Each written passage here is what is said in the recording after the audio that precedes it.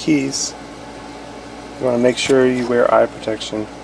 The key material is non-ferrous, which means it's non-magnetic, and usually if you get something in your eye, a little sliver, the way the doctor would get it out, if it was a piece of metal, is use a really strong magnet and pull it out. But if this gets in your eye, then they're not going to be able to get it out that way. They're going to need to use tweezers, so you want to make sure you wear an eye protection.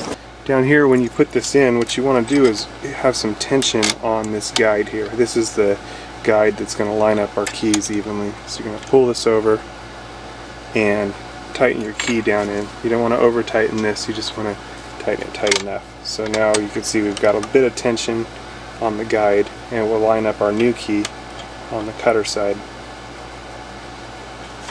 Now as we run this little guide is going to allow the key only to drop into the exact pattern of the key. This is our pattern maker there. So anyway, I can gear up with my eye protection. Actually got a little bit better eye protection here. It's got the side guards also. And fire this up and cut the key.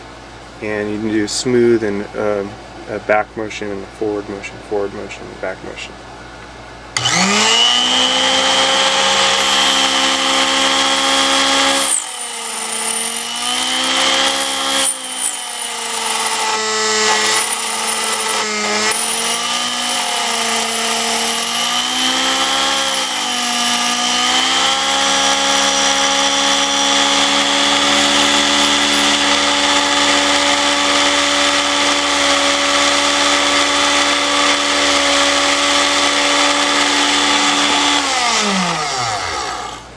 Okay, there we go. Now our key is cut.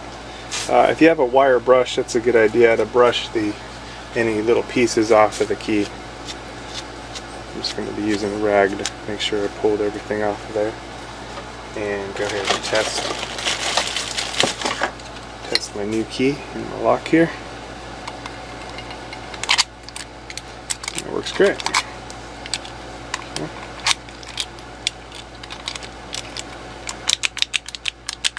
Is locked and open, and there's our key. I'm going to go ahead and cut one more since our deal's already lined up here. Pushing it over so it's got some tension on the guide. Insert the key, tighten it down, and then go ahead and cut it.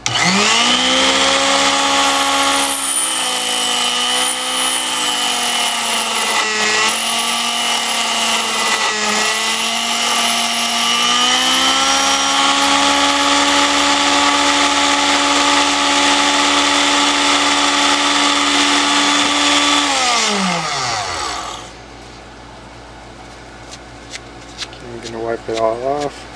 Some people use a little piece of sandpaper down there to wipe the key off. Or again, if you have a wire wheel works good to brush it off. Anyway, there we go. All set. Couple keys, good to go.